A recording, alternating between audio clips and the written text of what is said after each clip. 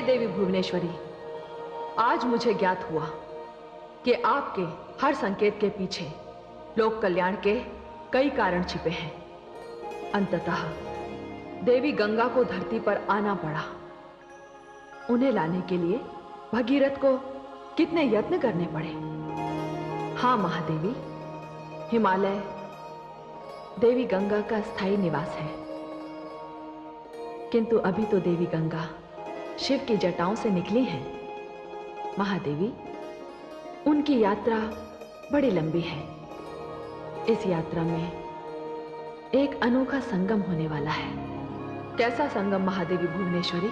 यह संगम प्रयाग में होगा, जहां इस समय सरस्वती की पावन धारा बह रही है। इसका अर्थ यह हुआ देवी भुवनेश्वरी कि देवर्षि नारद अपने प्रयास में सफल हो गए। नहीं महादेवी, अभी नहीं, अभी इसमें समय है। अभी तो महाराज भगीरथ गंगा को साथ ले जाने की प्रसन्नता में हैं। पीछे मुड़कर भी नहीं देख रहे। उनकी यात्रा अब उस स्थान पर पहुंचने वाली है जहां भगवान विष्णु ने धरती पर सर्वप्रथम अपने चरण धरे थे। यह स्थान देवलोक का प्रवेश द्वार है, हरि का द्वार है। आप तो उनकी यात्रा पर अपनी दृष्टि रखिए।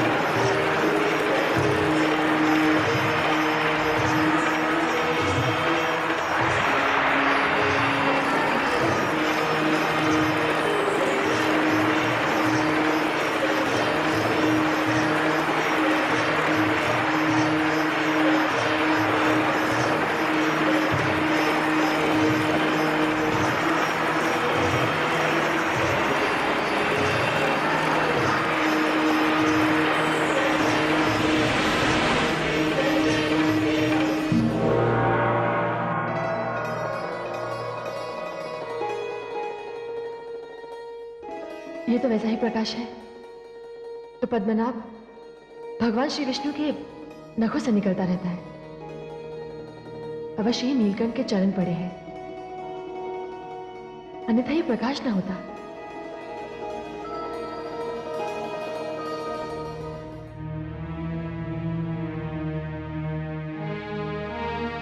भगीरथ, भगीरथ,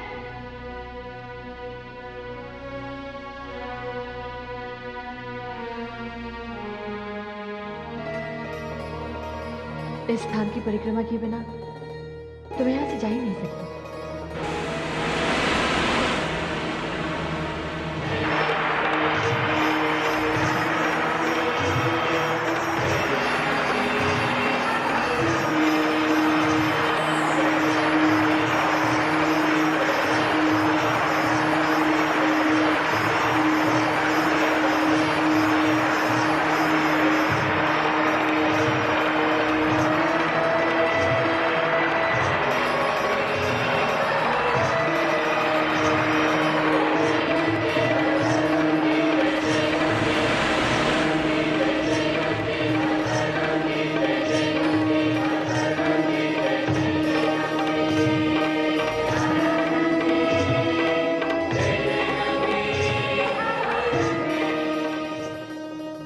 हे पद्मनाभ, इस स्थान से लोग आपको प्राप्त करने की यात्रा आरंभ करते हैं। आज आपके चरण पखारकर मैं धरती की यात्रा प्रारंभ कर रही हूं। मेरी जलधारा सदैव इस स्थान पर आपके चरण पखारती रहेगी। इस स्थान पर आकर मेरी पूजा करने वाला आपकी कृपा से सद्गति को प्राप्त होगा। यह स्थान हरिद्वार एक महान तीर्थ बन जाएगा।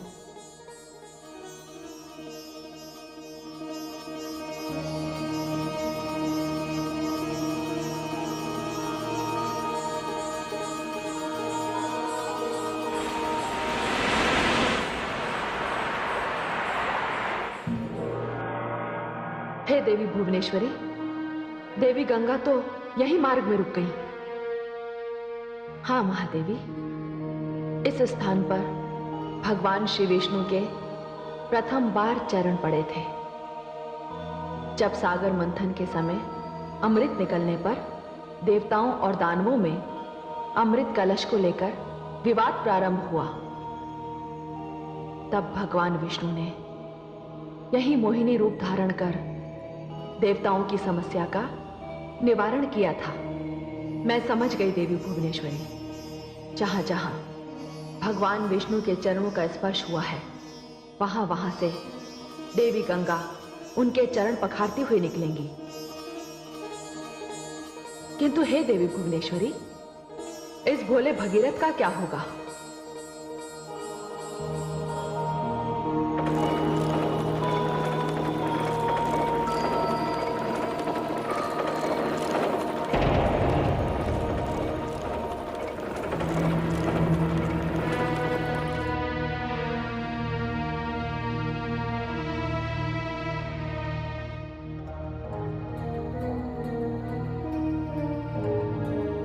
माते गंगे, माते गंगे,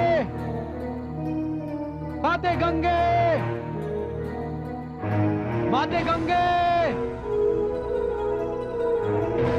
माते गंगे, माते गंगे। हे माता, मुझसे ऐसा कौन सा अपराध हो गया? मुझसे ऐसी कौन सी भूल हो गई माते, जिसके कारण आपने मुझसे रुष्ट होकर अपना मार्ग बदल दिया? माते गंगे, आपने तो मेरे पीछे पीछे मेरे साथ चलने का वचन दिया था। हे माता, निश्चय ही मुझसे अनजाने में कोई अपराध हुआ है।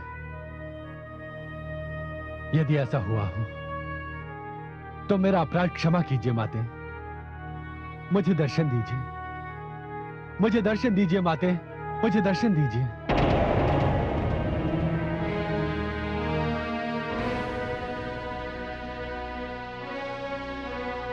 माते गंगे, माते गंगे, माते गंगे, माते गंगे, माते गंगे।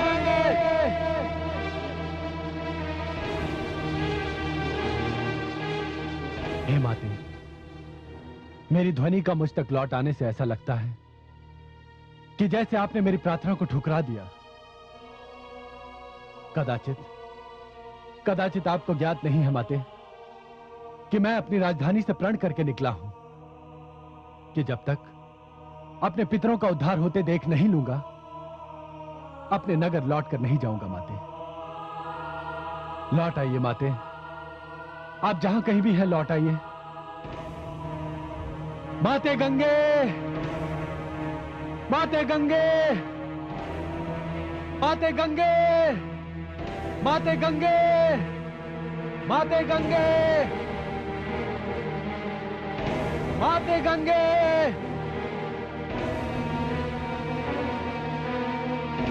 हे माता, ऐसा लगता है जैसे अब आप लौट कर नहीं आएंगी। मेरे पूर्वजों का उद्धार नहीं होगा। और माता, अब इस विषय में मैं किसी से कुछ भी नहीं कहना चाहूंगा। लगता है मेरा भाग्य भी मेरे पूर्वजों जैसा ही है। हे माता, अब तो इच्छा होती है कि मैं अपने प्राणों का अंत कर दूं। हां, मैं अपने प्राणों का अंत ही कर दूंगा।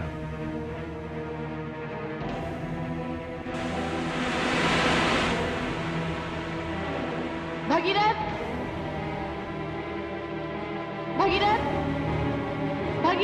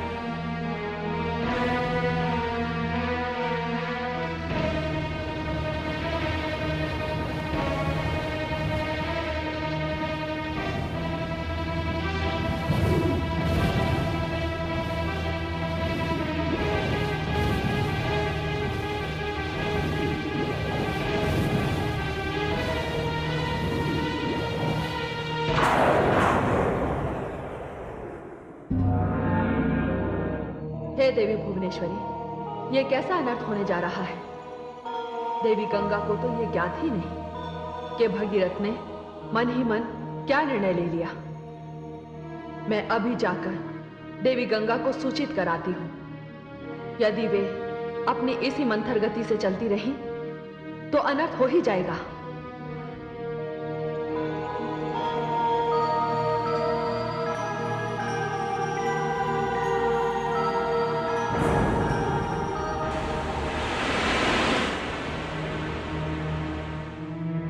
भगीरथ, भगीरथ!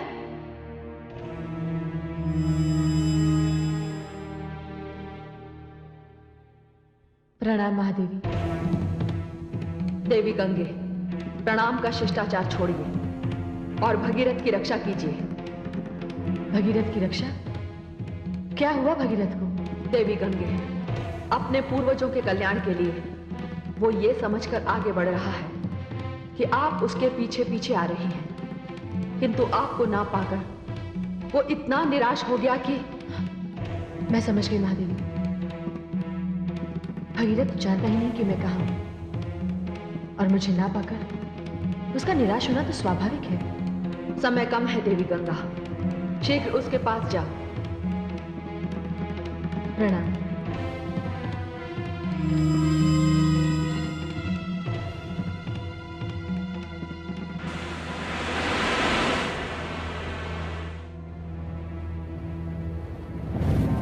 हे माते, मैं उल्हाना नहीं दे सकता।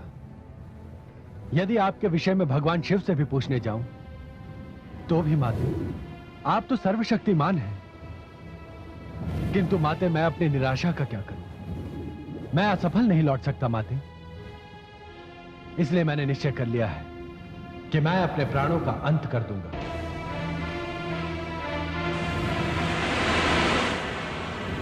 भगीरथ, ये क्या कर रहे हो? माते, आप? पुत्र भगीरथ, क्या तुम्हें मेरे वचन पर विश्वास नहीं रहा? पुत्र, ये मूर्खता से परिपूर्ण पग उठाने की क्या आवश्यकता थी? मैं तो सामने एक विशेष स्थान को देखकर उधर मुड़ गई थी। पुत्र, स्थान पर देवादिदेव भगवान शिव ने विषपान किया था। उसी स्थान पर भगवान श्री विष्णु ने मोहिनी रूप धारण करके अपने चरण धरती पर धरे थे। मैं तो उसी पावनता का स्पर्श करने गई थी। माते, मुझे क्षमा कर दीजिए। मैंने तुम्हें क्षमा कर दिया, किंतु भगीरथ, तुम मुझे साथ लेकर चल रहे हो तो एक बात ध्यानपूर्वक समझ लो। मेरा स्वभाव कौतुक भरा है। मैं जलधारा हूं भगीरथ। चंचलता मेरी विवशता है। यदि आगे भी चलते चलते मैं तुम्हारी दृष्टि से ओझल हो जाऊं तो भली भांति मेरा पता लगाना। मैं तुमसे फिर कहती हूं भगीरथ, मैं गंगा हूं, तुम्हारे साथ चल पड़ी हूं। पुत्र, मैं वापस नहीं लौटूंगी। तुम्हारा कार्य तो मुझे पूर्ण करना ही है। माते, मुझे क्षमा कर दीजिए। मुझे क्षमा कर दीजिए माते।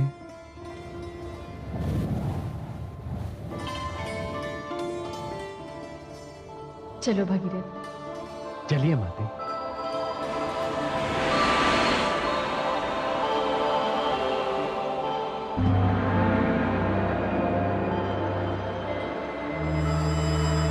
नारायण नारायण। तीर्थराज प्रयाग की इस पावन धरती को नारद का प्रणाम।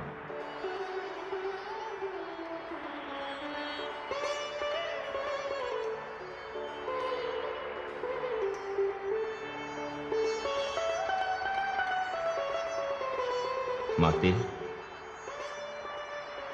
माते,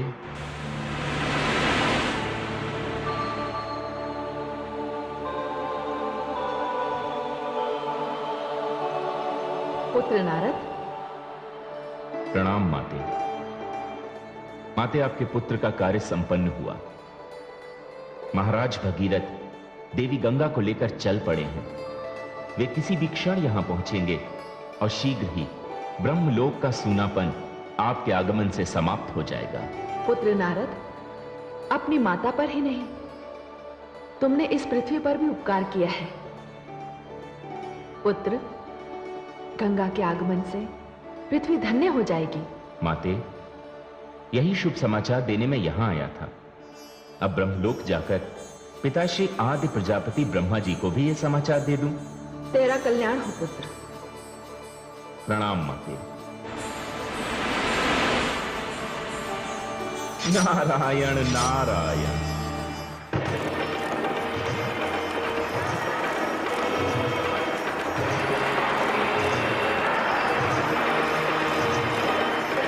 भगीरथ, भगीरथ,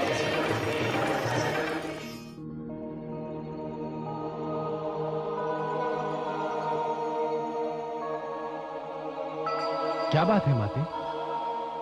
ये हम किस स्थान पर आ गए पुत्र? हे माते, मैंने मार्ग में एक ऋषि से पूछा था। यह स्थान तीर्थों का राजा प्रयाग है। हाँ पुत्र, मुझे भी ऐसा ही प्रतीत हो रहा है। पुत्र भगीरथ, तुम्हें यहीं रुककर कुछ समय मेरी प्रतीक्षा करनी होगी। मैं महादेवी सरस्वती से मिलकर आती हूँ। महादेवी सरस्वती? हाँ, वो जो दूर जलधारा तुम्हें दिखाई दे रही है, वो देवी सरस्वती की जलधारा है। पुत्र, तुम्हें महादेवी सरस्वती का भी आभार मानना चाहिए, क्योंकि उन्हीं के कारण मैं धरती पर आई। अन्यथा मेरा तुम्हारे साथ आना संभव ना होता पुत्र। मैं चलती हूँ।